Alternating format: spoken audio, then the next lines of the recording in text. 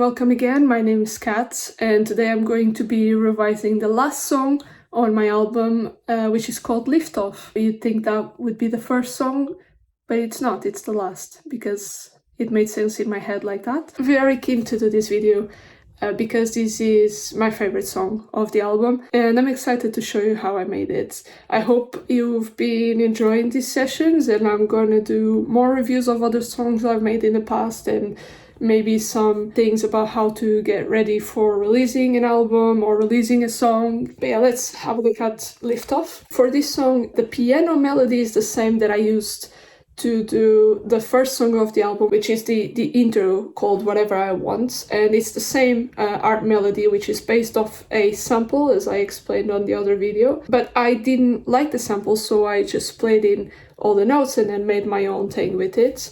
This song, I've been trying to make it for like a couple of years now. I've had that sample saved and I was like, I have to do something with this, I just don't know what yet. And I'm so glad I managed to figure out what to do. The idea behind this song, it's obviously inspired by Daft Punk's Contact. That's one of my favorite songs ever. I mean, that whole album is amazing anyway. And so I used that song as a reference in terms of the arrangement. I think the best way to do this is to go from the beginning to the end of the song. The song starts with here the arps. This is the MIDI.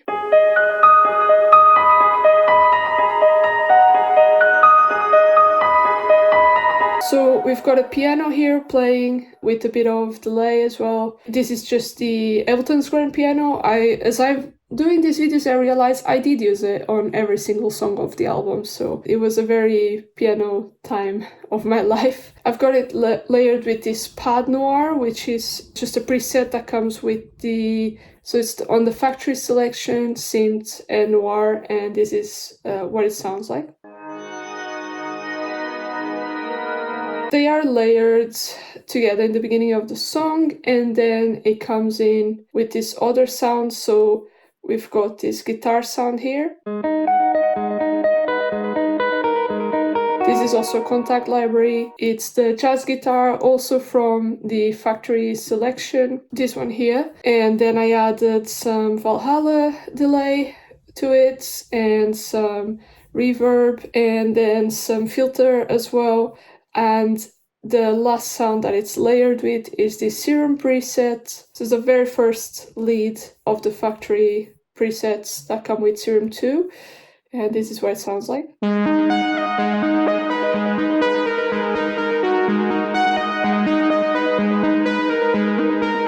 And then it's with this delay as well. I think it's the same settings as the guitar. So delay and reverb, and then it just has a little bit of utility because of automating the gain of it. Those are the main sounds used for this melody.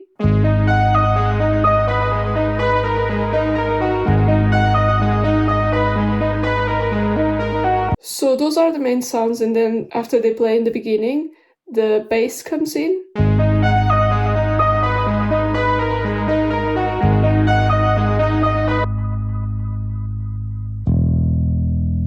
So this is the Scarby bass with these settings. I find the Contact basses work really well, so I use them somewhat often. And then I've got the Tube Saturator. I think this is a free plugin, by the way. Maybe I can link it below. And really, you just add a bit of drive. Of course, you can tweak these settings as well, and I have added quite some bass to it. Honestly, just with the drive, it makes it sound so much better. Then I've got just EQ, just taming the bass a little bit, but it kind of plays the same-ish thing throughout the song. And so after this intro part here, the song starts to build up a bit.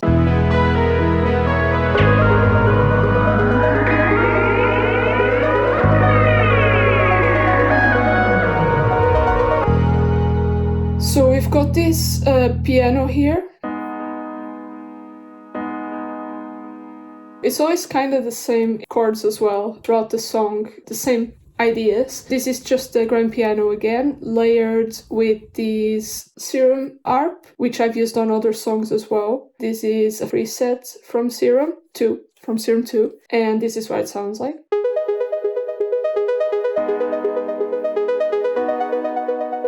And they are layered with this wavetable pad as well. And layered with this one, which is also an Ableton preset.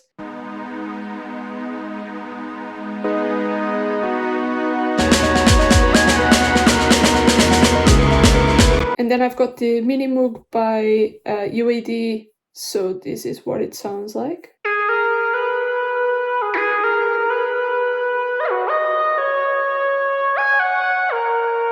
So this is the melody it's playing.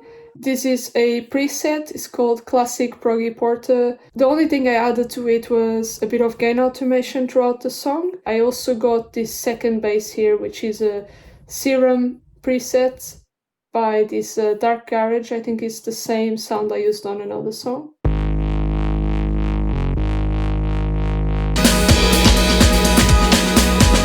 I got a bit of tube saturation and EQ, and then the DBX 160, and this plays on the second more aggressive part of the song. Yeah, so this song, it's like constantly evolving and becoming more aggressive, just like Contact by Daft Punk. And then the most interesting part of it, for me anyway, is this thing that I called Spaceship. So these are a bunch of audios that are recorded from a few different Serum 2 presets. So I used you can see here, I used all these FX. I just kind of went through them, just played them in, and then recorded the ones I liked. So these are all different bounces. The idea of the song was like, because it's called Lift Off, and because I have this audio of NASA at the end.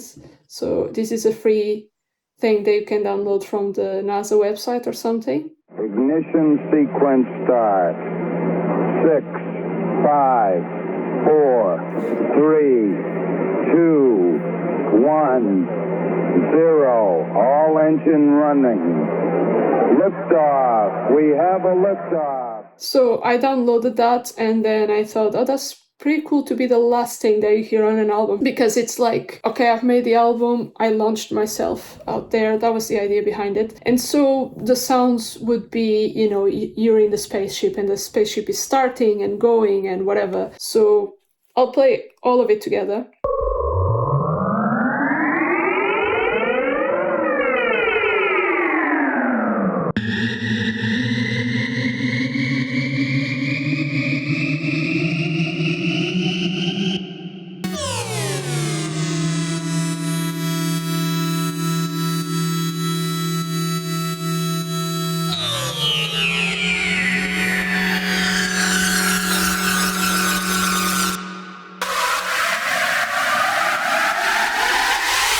So I don't remember, obviously, I don't remember the presets, but I'm pretty sure if you go through those FX, you'll find all of them, because I didn't even tweak anything. I just played them, recorded, and then tried to put them in the parts of the song that I thought made sense. And so this is the spaceship, so that's why those effects are displayed the way they are, so it's to make you feel like there's a spaceship in the background. I hope I achieved that. Again, within the concept of the song being called Lift Off and you launching yourself in many ways, I've got this Alan Watts here in the background, so I'll play a little bit. What's out there?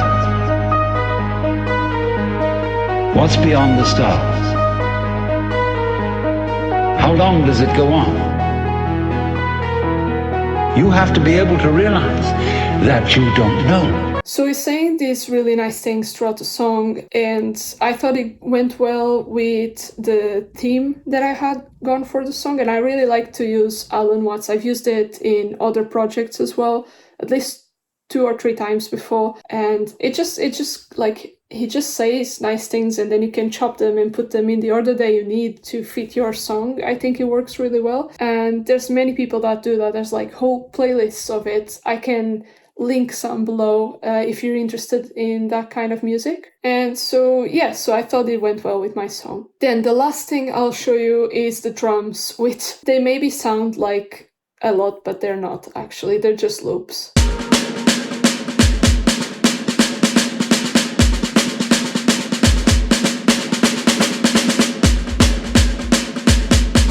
So So that's what it is. This is this loop. I tried to blend a few loops differently to try to see if it would sound like I don't play drums, and so I didn't want to try to make something sound real or whatever. Like I just used a few different samples that I think went well together, and that complemented my song in the way that I needed it. So this is what I have. So this is the kick, bit of EQ, transient master, and some roar. And I've got this MIDI kick as well, which is a sample, just enhancing what's already there, because during this part of the song it just needed a bit more punch. And I also wanted it to sound more like a real kick, so this is an acoustic kick sample. I layered them together, and this march snare thing plays throughout the whole last bit. At this part of the song, when the proper chorus drop thing comes in, there's a whole other bunch of samples playing as well.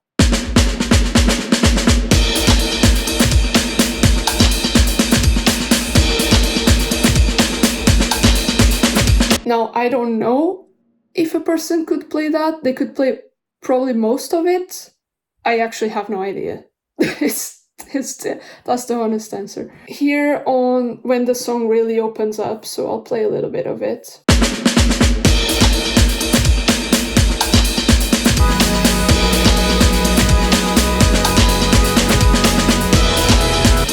So we've got this cymbals loop that plays like this. I was trying to imagine when I see a drummer playing and they're really opening up the song, like on the last choruses or something like that. They usually play the cymbals a lot, so I was trying to mimic that. And then I've got this percussion loop as well.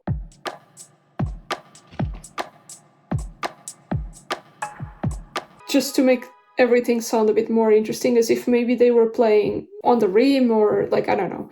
And then I've got this other drum loop here. And then at the end, I've got this, it's a little chopped up because obviously I needed it to sound a little bit different for my song, but these are the hats.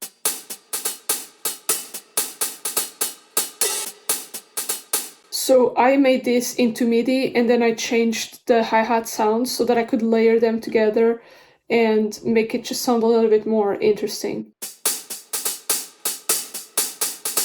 And so all together they sound like this.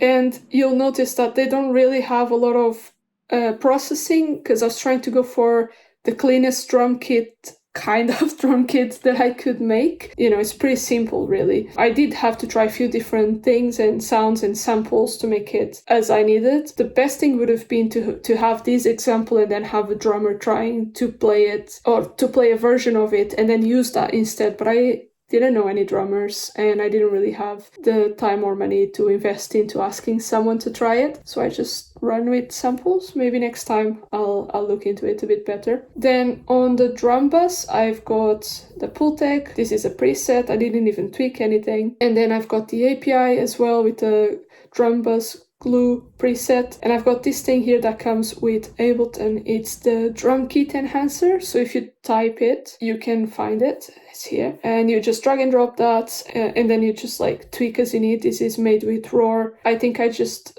tweaked the drive a little bit so it wasn't as aggressive, and obviously the dry wet. And then the last thing is the Oxford inflator with like only 18% of the effect, but I always like to add it to the drums. The last thing is just, yeah, I've got these crackles here layered, and they go behind the track very low, and a few impacts. Honestly, there's not a lot of effects, so it's not a very big project, but it's undoubtedly my favorite song of the album. It's the most original in my opinion, and I like to do stuff like this. And I'm even more happy that it sounded good in the whole album as well. So that's it. We've reviewed all the songs for my album Same But Different. Today was the last one, Lift Off, available on all streaming platforms and on vinyl, and wherever else you might feel like they might be. It probably is. SoundCloud, you can listen for free on Bandcamp, on SoundCloud, on whatever. You can purchase, you cannot purchase. I don't mind. I'm just trying to share my music, and that's it. I hope you enjoyed these sessions, and I'll see you on the next video.